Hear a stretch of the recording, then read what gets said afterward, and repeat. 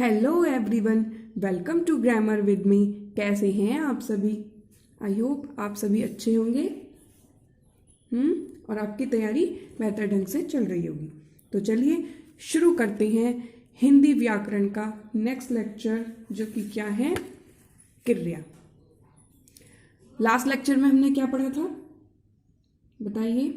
विशेषण। और आज हम पढ़ने जा रहे हैं क्रिया। तो चलिए शुरू करते हैं। क्रिया क्या है, क्या समझते हैं आप क्रिया से? देखिए,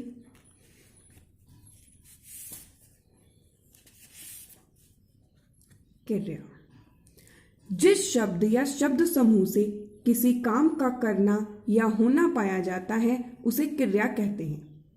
किसे कहते हैं क्रिया? जिस शब्द या शब्द समूह से किसी काम का करना या होना पाया जाता है उसे हम क्रिया कहते हैं। ठीक है। उदाहरण, अलका को दौड़ना पसंद है। तो हमें इसमें देखिए, दौड़ना, इस शब्द से हमें क्या पता चल रहा है कि इसमें क्या काम हो रहा है? हमें पता चल रहा है ना कि दौड़ने का काम, कि दौड़ने की बात करी जा रही है। ठीक। तो जिस शब्द या शब्द समूह से हमें यह पता चले कि क्या काम हो रहा है, इसमें क्या कहा जा रहा है, ठीक है, तो उसको हम क्रिया कहते हैं। तो यहां पर दौड़ना क्या होगी? क्रिया। इसी तरह गोपाल का भोपाल जाना तय है, तो जाना, ठीक, तो ये क्या है? क्रिया। ठीक है। अब एक होता है इसमें धातु। धातु क्या है? उस मूल शब्द को जिससे क्रिया बनती है धातु कहते हैं। धातु क्या है? जिससे क्रिया बनती है। क्रिया कैसे बनी? धातु से। अब देखिए कैसे। क्रिया का मूल धातु है। इसका तात्पर्य यह है जिन मूल अक्षरों से क्रिया बनती है उन्हें हम धातु कहते हैं। देखिए अब क्या उदाहरण देखिए, लिखना। लिखना क्या है? क्रिया है। अब लिखना क्रिया कैसे बनी? इसमें ना प्रत्यय जोड़ा गया, मतलब मूल धातु थी लिख। क्या थी मूल धातु? लिख। इसमें क्या प्रत्यय जोड़ा? ना, जिससे क्या बन गया? लिखना। ठीक है। तो इस तरह धातु में प्रत्यय लगाने से क्या बनती है? क्रिया बनती है। ठीक है, समझ आया? अब देखिए धातु के भेद क्या होते हैं। धातु जो है वो एक मूल धातु होती है, यौगिक धातु होती है। धातु दो प्रकार की होती है, एक मूल धातु और एक यौगिक धातु। मूल धातु क्या है? जैसे पढ़, लिख, खा, देख आदि, मतलब धातु का मूल रूप जहां पर दिया होगा वो मूल धातु होगी।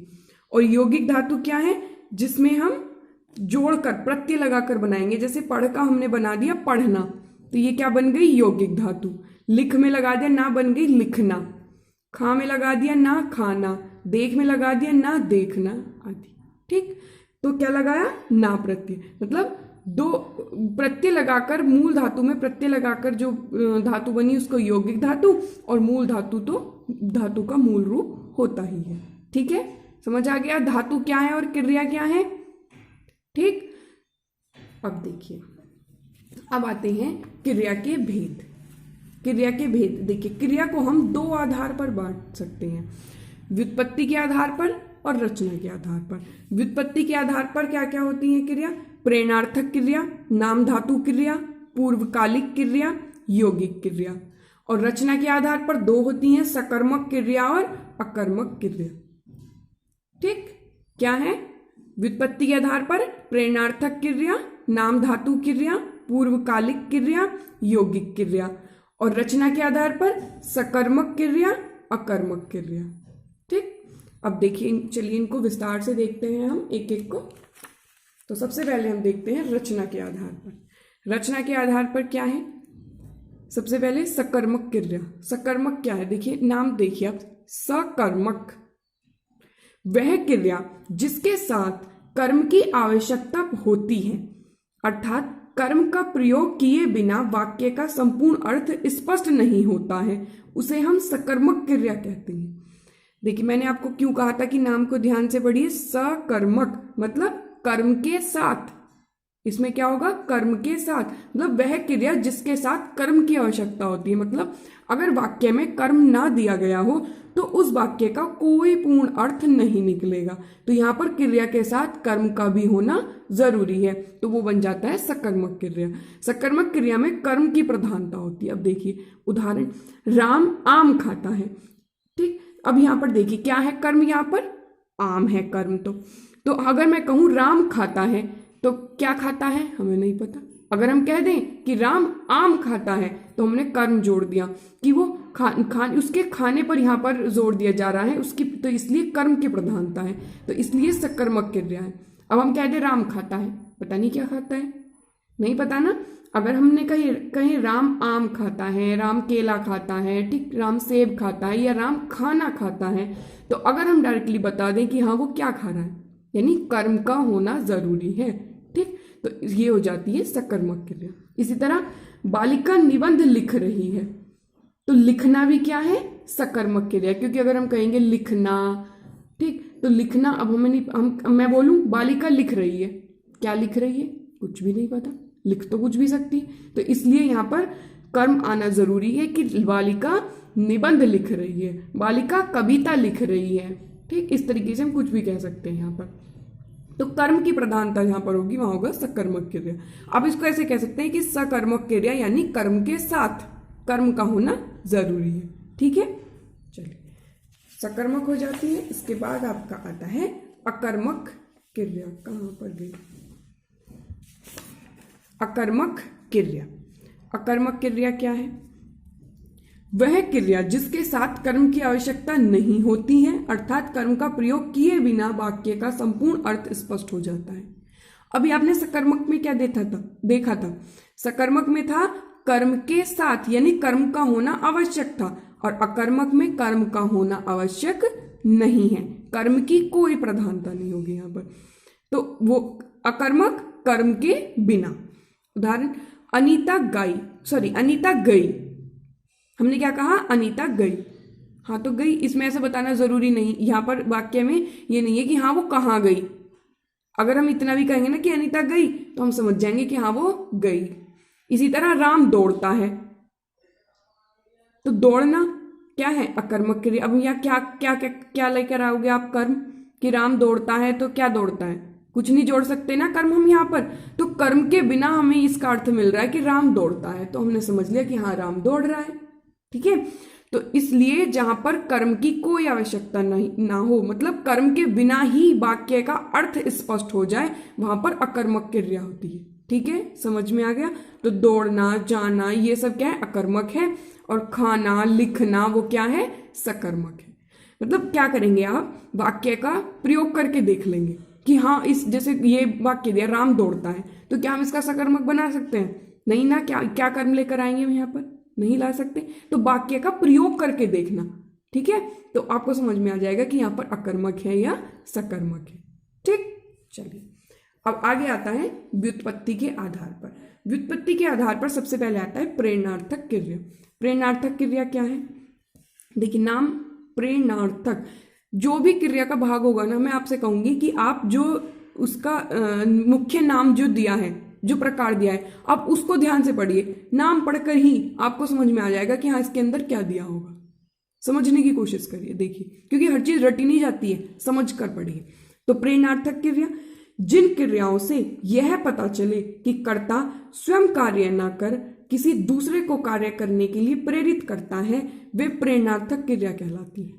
क्या है प्रेरणार्थक क्रिया? देखिए, अब हम इसमें क्या है कि कर्ता स्वयं कार्य नहीं कर रहा, किसी दूसरे को कार्य करने के लिए प्रेरित कर रहा है, इसलिए इसको कहा प्रेरणार्थक, ठीक है। तो प्रेरणार्थक क्रिया जिसमें कर्ता स्वयं कार्य न करके किसी दूसरे से कार्य करने के लिए उसको प्रेरित करे, उसको हम कहते हैं प्रेरणार्थक क्रिया, ठीक है। जैसे लिखवाना, खिलवाना, कटवाना आदि, तो हम खुद नहीं कर रहे हैं, किसी दूसरे से करा रहे हैं, तो वो प्रेरणार्थक क्रिया होगी। प्रेरणार्थक क्रिया सकर्मक होती है। मोस्टली जो प्रेरणार्थक क्रिया होंगी वो कैसी होंगी? सकर्मक। अब प्रेरणार्थक क्रिया के दो भेद होते हैं, प्रथम प्रेरणार्थक और द्वितीय प्रेरणार्थक। जैसे देखिए, आप प्रथम प्रेरणार्थक क्या है और द्वितीय। प्रथम क्या है? मूल क्रिया प्लस आना प्रत्यय, मतलब जब मूल क्रिया में आना प्रत्यय लग जाए तो वो बन जाती है प्रथम प्रेरणार्थक। जैसे खेलना प्लस आना, खिलाना। द्वितीय प्रेरणार्थक जब मूल क्रिया में वाना प्रत्यय लग जाए, वाना, जैसे खेलना प्लस वाना, खिलवाना, तो वो द्वितीय प्रेरणार्थक हो जाता है। अब जैसे उदाहरण देखिए, राम बच्चों को फुटबॉल खिलाता है। राम बच्चों को फुटबॉल खिलाता है, तो खिलाना मतलब है इस पर, तो क्या हो जाता है? प्रथम प्रेरणार्थक।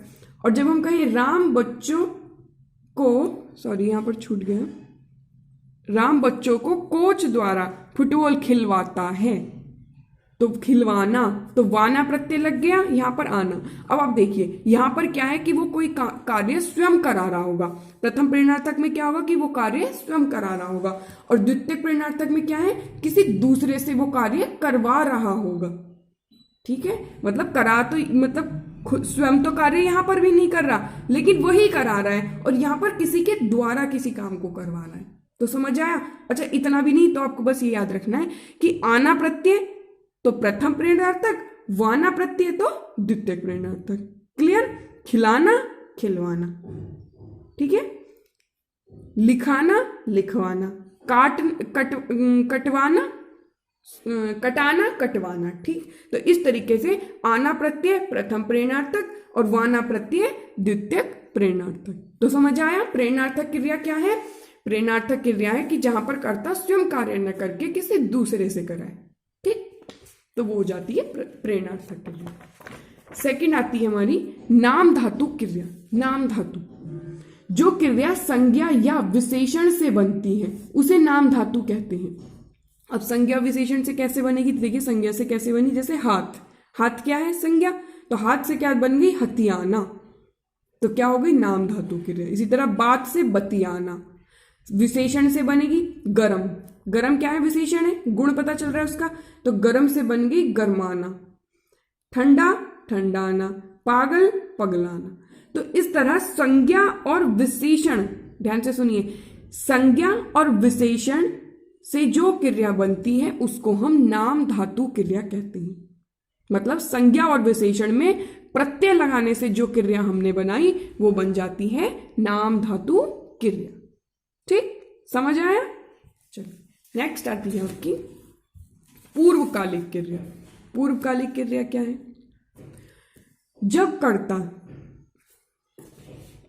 सही है, हाँ, जब कर्ता एक क्रिया को पूरा कर उसी क्षण दूसरी क्रिया में प्रवृत्त होता है या लगता है, तब पहली क्रिया पूर्वकालिक क्रिया कहलाती है।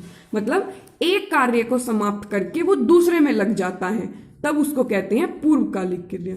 जैसे राधा नहाकर खाना खाएगी, तो नहाकर, तो ये क्रिया कौन सी हो गई? पूर्वकालिक। इसी तरह राम उठकर बात करेगा, तो उठकर कौन सी क्रिया हो गई? पूर्वकालिक क्रिया। मतलब एक कार्य को समाप्त कर दूसरे में लग जाना, तो वो बन जाती है पूर्वकालिक क्रिया। और एक चीज और याद रख सकते हैं कि इसमें कर जरूर आएगा, कर अगर जहां पर आएगा तो वो पूर्वकालिक क्रिया होगी। ट्रिक समझ लीजिए चाहे आप इसको, नहीं तो एक चीज तो है ही कि एक कार्य के समाप्त होते ही दूसरे कार्य में लग जाना, वो होता है पूर्वकालिक क्रिया। मतलब एक ही वाक्य में दो कार्य, दो क्रियाएं आ जाएंगी, एक को समाप्त तो करेंगे और दूसरी शुरू होगी। तो राधा नहाकर खाना खाएगी, राम उठकर बात करेगा। ठीक है, तो वो हो जाती है पूर्वकालिक क्रिया। आगे आती है आपकी यौगिक क्रिया। यौगिक क्रिया क्या है? दो या दो से अधिक धातुओं और दूसरे शब्दों के संयोग से या धातुओं में प्रत्यय लगाने से जो क्रिया बनती है उसे यौगिक क्रिया कहते हैं। क्या कहा? दो या दो से अधिक धातुओं और दूसरे शब्दों के संयोग से, मतलब दो धातुओं के मिलने से जो, मतलब दो क्रियाओं के मिलने से जो क्रिया बनेगी उसको हम यौगिक क्रिया कहेंगे। और दोनों ही क्रिया दी होंगी ना, वो दोनों स्वतंत्र होंगी, मतलब एक दूसरे पर निर्भर नहीं होंगी, स्वतंत्र होंगी। जैसे हंसना, हंसाना आता है ना, दो दो क्रिया एक साथ में इस तरीके से, हंसना, हंसाना, चलना फिरना, उठना बैठना, तो ये क्या हो जाती है? यौगिक क्रिया। क्या? दो या दो से अधिक धातुओं और दूसरे शब्दों के संयोग से या धातुओं में प्रत्यय लगाने से जो क्रिया बनी वो यौगिक क्रिया कहलाती है। ठीक है, दो क्रिया साथ में आएंगी, ध्यान से सुनिए, दो क्रिया साथ में आएंगी और दोनों ही स्वतंत्र होंगी और मिलकर साथ में एक अर्थ देंगी, हंसना, हंसाना, चलना फिरना, उठना बैठना। ठीक है, समझ आया? तो वो होती है यौगिक क्रिया। ठीक, तो ये तो थे व्युत्पत्ति के आधार पर उसके भेद, उससे पहले हमने पढ़े रचना के आधार पर। अब इसके कुछ अन्य भेद भी होते हैं, हम उनको भी देख लेते हैं। जैसे एक आता है द्विकर्मक क्रिया। द्विकर्मक, नाम सुनिए ध्यान से, द्विकर्मक यानी दो कर्म। अब देखिए, समझ ही गए होंगे आप। इस क्रिया में दो कर्म होते हैं, इसलिए इसे द्विकर्मक क्रिया कहते हैं। तो जिसमें दो कर्म आए वहां पर द्विकर्मक क्रिया होती है। जैसे सुनीता ने राधा को बांसुरी दी, तो देना द्विकर्मक कैसे, राधा को और क्या दी, बांसुरी, दो कर्म हो गए। इसी तरह राम बच्चों को व्याकरण पढ़ाता है, तो एक तो बच्चों को और क्या पढ़ाता है, व्याकरण, तो दो कर्म आ गए, तो क्या हो गई, द्विकर्मक क्रिया। तो जहां पर दो कर्म आएंगे जिस क्रिया के साथ, वो होगी द्विकर्मक क्रिया। समझ आ गया, नाम से ही पता चल गया आपको, द्विकर्मक यानी दो कर्म, सिंपल। चलिए नेक्स्ट आती है संयुक्त क्रिया। अब संयुक्त क्रिया क्या है, वह क्रिया जो दो या दो से अधिक धातुओं के मेल से बनती है संयुक्त क्रिया कहलाती है। अब आप कहेंगे मैम आपने तो ऐसी एक यौगिक क्रिया भी बताई थी जिसमें दो धातु आएंगी साथ में, अब इन दोनों में हम अंतर कैसे करेंगे कि कौन सी संयुक्त है कौन सी होगी। तो मैं आपको बताती हूँ संयुक्त क्रिया कौन सी होगी, जहां पर दोनों क्रियाएं संयुक्त रूप से कार्य के होने का बोध कराती हैं। वहां पर क्या था, दोनों स्वतंत्र मतलब अलग अलग यूज होती है, यहां पर दोनों मिलकर साथ में जब एक अर्थ देंगी, जैसे दोनों स्वतंत्र प्रयोग में नहीं लाई जाती। संयुक्त क्रिया में क्या होगा, दोनों स्वतंत्र प्रयोग में नहीं लाई जाएंगी, जबकि यौगिक क्रिया में हम स्वतंत्र प्रयोग में ला सकते थे उनको, मतलब उनका अपना अपना अलग अर्थ निकल रहा था, लेकिन यहां पर वो मिलकर साथ में संयुक्त रूप से एक अर्थ देंगी, अकेली एक अर्थ नहीं देगी। जैसे मोहन विद्यालय पहुंच गया, अब दो क्रिया है, पहुंचना और जाना, तो पहुंच गया, अगर मैं इतना कहूं मोहन विद्यालय पहुंच, कोई अर्थ निकला, अकेले एक का नहीं। जब दोनों लगा दिया पहुंच गया, तो मिलाकर दोनों का क्या बन गया, संयुक्त क्रिया। इसी तरह पुलिस को देखते ही चोर चौंक उठा, तो दोनों क्रिया चौंकना और उठना, तो दोनों क्रिया क्या जब साथ में इस तरीके से संयुक्त मतलब दोनों साथ में मिलकर एक अर्थ देंगी तब वो संयुक्त क्रिया होगी। मतलब दो धातु या दो क्रिया आएंगी तो, लेकिन उनका एक साथ मिलकर ही उसका अर्थ निकलेगा, स्वतंत्र अलग से कोई अर्थ नहीं होगा वाक्य में, ठीक है। और जो पहली वाली होगी ना वो ही विशेष क्रिया होगी, ये तो उसके दूसरी तो इसकी सहायक होगी साथ में बोलने के लिए। इतना ये अंतर होता है यौगिक और संयुक्त में। समझ आ गया, संयुक्त क्रिया क्या है, जब क्रिया दो या दो से अधिक धातुओं के मेल से बनती है, मतलब दोनों साथ में संयुक्त रूप से किसी कार्य के होने का बोध कराती हो, उसको हम संयुक्त क्रिया कहते हैं। समझ आया। अब संयुक्त क्रिया जो होती है ना, संयुक्त क्रिया के 11 भेद होते हैं। ये पूछ भी लिया जाता है कि संयुक्त क्रिया के कितने भेद होते हैं, तो कितने होते हैं, मुख्य 11 भेद होते हैं। ठीक, अब उनको एक एक करके मतलब बस नाम से आपको सिर्फ यहाँ पर उदाहरण ही देख लेना आप क्या क्या होता है, उसी से आप समझ जाओगे कि हाँ ये कौन सी है। इसकी परिभाषा नहीं पूछी जाती, उदाहरण देकर पूछ लिया जाता है। तो देख लीजिए, सबसे पहले होती है आरंभ बोधक संयुक्त क्रिया। आरंभ बोधक क्रिया क्या है, पानी बरसने लगा, मतलब किसी कोई कार्य आरंभ हो रहा है, कोई कार्य के शुरू होने का पता चल रहा है हमें। ठीक, तो क्या हुआ, पानी बरसने लगा, वह पढ़ने लगी, मतलब कोई कार्य आरंभ हुआ है, कोई कार्य शुरू हुआ है, तो इसलिए यहां पर क्या होगी, आरंभ बोधक संयुक्त क्रिया। देखिए नाम से ही बस आपको उदाहरण ध्यान देने हैं। इसी तरह समाप्ति बोधक संयुक्त क्रिया। समाप्ति बोधक में क्या है, राम खा चुका है, मतलब कोई काम समाप्त हो गया। समाप्ति बोधक कोई काम समाप्त हो गया। नेहा पढ़ चुकी है, राम खा चुका है।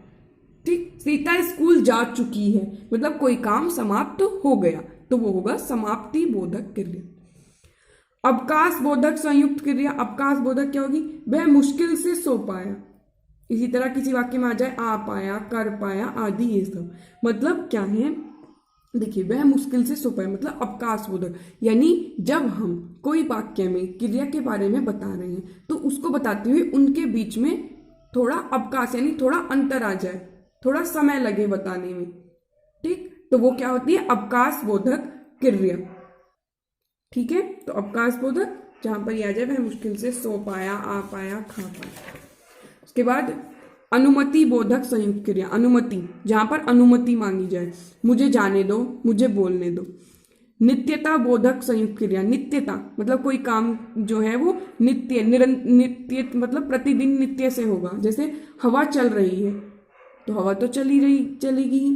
पेड़ बढ़ता गया तो कोई काम नित्य यानी प्रतिदिन हो रहा है, डेली हो रहा है कोई काम, तो वो नित्यता बोधक संयुक्त क्रिया।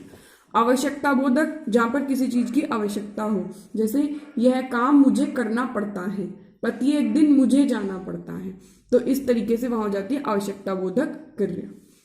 उदाहरण समझते रहिए, ध्यान से देखते रहिए, उसी से क्लियर हो जाएगा।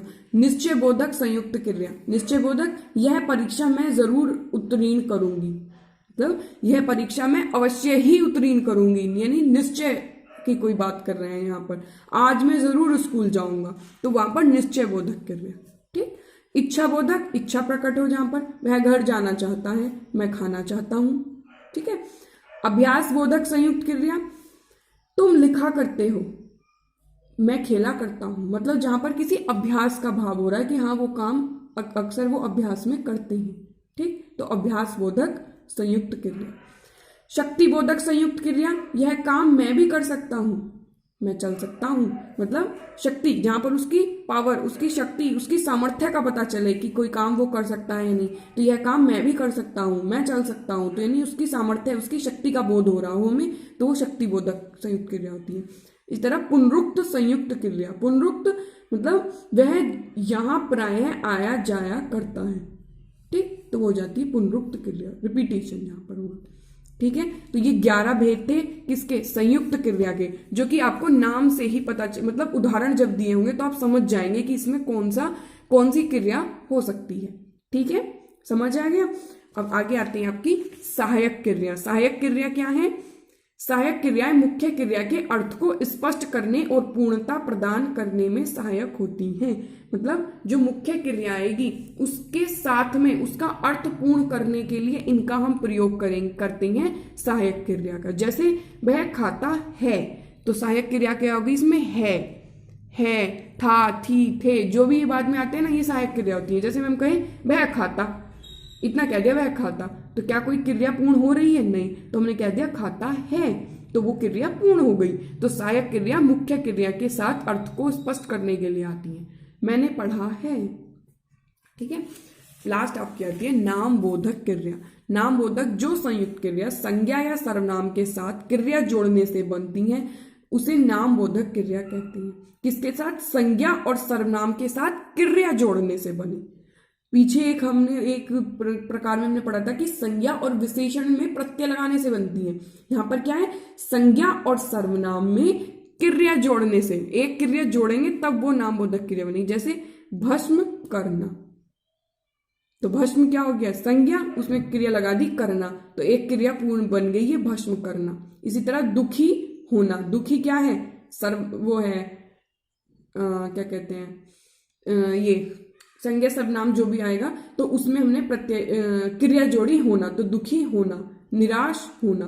तो संज्ञा और सर्वनाम में क्या कहते हैं, क्रिया जोड़ने से जो बनती है वो नाम बोधक क्रिया होती है। ठीक है। सॉरी, ये एक चीज मैंने यहाँ पर गलत लिख दी, सर्वनाम नहीं आएगा, विशेषण आएगा, तभी तो मैं समझ रही। तो ये विशेषण है दुखी, तो इसमें हमने क्रिया लगा दी होना, तो क्या हो गया? दुखी होना। निराश होना, तो निराश क्या है? विशेषण, इसमें क्रिया लगा दी होना, तो निराश होना। तो इस तरीके से संज्ञा और विशेषण में क्रिया जोड़ने से, ध्यान रखिए, क्रिया जोड़ने से बनती है नाम बोधक क्रिया। समझ आ गया? तो ये थी आपकी क्रिया। एक बार रिवाइज कर लेते हैं। क्रिया क्या है? क्रिया उन शब्द या शब्द समूह जिससे हमें क्या पता चले? कार्य का होना, कार्य काम का किया जाना या होना पता चले, उसको क्रिया कहते हैं। अब यहां पर देख लीजिए, मैं जैसे जैसे लिखती जा रही हूं। सबसे पहले देखिए, हमने पढ़ी क्रिया। क्रिया को हमने दो तरीके से बांटा, एक व्युत्पत्ति के आधार पर और एक हमने बांटा रचना के आधार पर। व्युत्पत्ति के आधार पर हमने पढ़ा प्रेरणार्थक। प्रेरणार्थक क्या था? जब कोई कर्ता कोई कार्य स्वयं ना करके किसी दूसरे से कराए, ठीक है, वो था प्रेरणार्थक। दूसरा हमने पढ़ा प्रेरणार्थक के बाद नाम धातु। नाम धातु क्रिया क्या था? नाम धातु क्रिया किसको कहते हैं? नाम धातु क्रिया होती है कि जो उसमें जो क्रिया संज्ञा और विशेषण से बने, मतलब संज्ञा और विशेषण में प्रत्यय लगाने से बने, उसको नाम धातु क्रिया कहते हैं। उसके बाद हमने पढ़ा नाम धातु के बाद पूर्वकालिक क्रिया क्या थी? पूर्वकालिक क्रिया होती है जो कि एक कार्य के पूरा होने पर दूसरा कार्य शुरू हो जाता है, वो पूर्वकालिक क्रिया होती है। जैसे कर, नहा कर, ठीक है। पूर्वकालिक के बाद हमने क्या पढ़ा था? यौगिक क्रिया। यौगिक क्रिया क्या है? यौगिक क्रिया होती है कि जब दो या दो से अधिक धातुओं और शब्दों के संयोग से बने, मतलब दो क्रिया स्वतंत्र रूप से आए मिलकर, वहां पर होगी यौगिक क्रिया। रचना के आधार पर हमने देखा था सकर्मक, सकर्मक मतलब कर्म के साथ, और अकर्मक कर्म के बिना। तो जहां पर कर्म के साथ कर्म का आना जरूरी है वो सकर्मक, और जहां पर कर्म की आवश्यकता नहीं है, कर्म के बिना भी हम अर्थ प्रकट कर सकते हैं, वो अकर्मक क्रिया होती है। कुछ हमने इसके अन्य भेद देखे, वो कि क्या थे? जैसे द्विकर्मक। द्विकर्मक बताइए, नाम से पता चल रहा है द्विकर्मक यानी दो कर्म, जहां पर दो कर्म आएंगे वो होगी द्विकर्मक, समझ आया? फिर थी संयुक्त क्रिया। संयुक्त क्रिया क्या है? यहाँ पर भी दो क्रिया साथ में, दो धातु साथ में आएंगी, लेकिन वो साथ में मिलकर एक अर्थ प्रकट करेंगी, तब वहां पर संयुक्त क्रिया होगी। उसके बाद कौन सी आई? संयुक्त क्रिया के बाद था सहायक क्रिया। सहायक क्रिया जो मुख्य क्रिया के साथ में आकर अर्थ प्रकट करें, वहां पर सहायक क्रिया होती है। जैसे ये आपका हा, है, था, थी, थे, ये सभी सहायक क्रियाएं। और लास्ट में आपकी आई नाम बोधक क्रिया। नाम बोधक क्या है कि देखिए नाम बोधक है कि संज्ञा और विशेषण में क्रिया जोड़ने से बनी नाम बोधक, और नाम धातु संज्ञा और विशेषण में प्रत्यय जोड़ने से बनी। ध्यान से सुनिए, नाम धातु संज्ञा और विशेषण में प्रत्यय जोड़ने से बनी, और नाम बोधक संज्ञा और विशेषण में क्रिया जोड़ने से बनी, ठीक है। तो वो होती है नाम बोधक क्रिया। तो समझ आ गया ये क्या थी आपकी क्रिया। सिंपल, इजी था ना? अच्छे से समझ आया? चलिए, तो इस तरीके से आपकी क्रिया हो जाती है कंप्लीट। आई होप आपको अच्छे से समझ आई होगी। लेकिन फिर भी अगर कोई ऐसा पॉइंट है या कोई भी क्रिया का ऐसा प्रकार है जो आपकी समझ में ना आया हो, तो आप कमेंट सेक्शन में कमेंट करके पूछ सकते हैं, ठीक है। और क्लास को ये बताना ना भूलें कि आपको क्लास कैसी लगी, कमेंट में करके ज़रूर बताएं।